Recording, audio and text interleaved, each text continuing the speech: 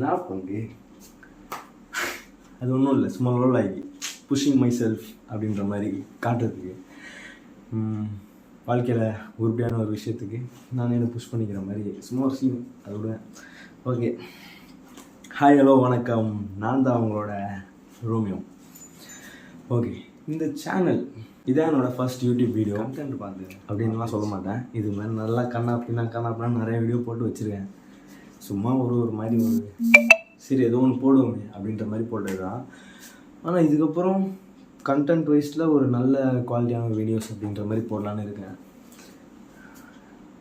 பார்ப்போம் எப்படி போகுதுன்னு.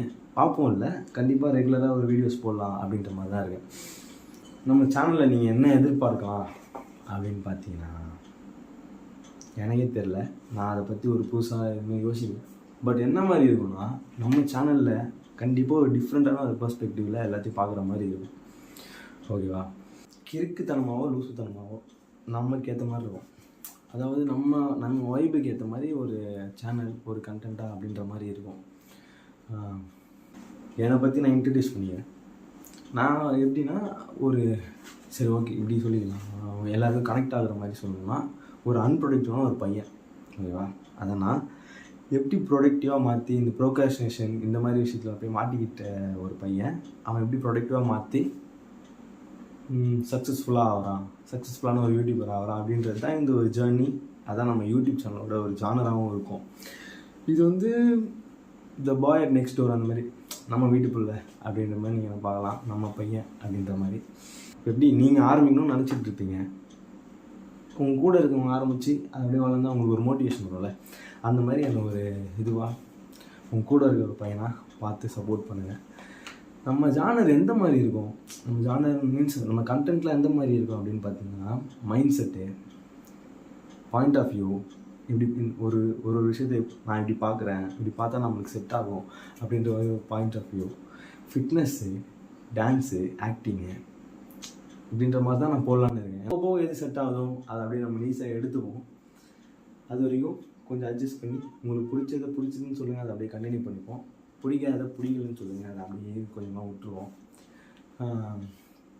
அப்புறம் அந்த ஆக்டிங் வீடியோ மட்டும் பிடிக்கலன்னா சொல்கிறாதீங்க, பிடிக்கலன்னா அட்ஜஸ்ட் பண்ணுவேன்.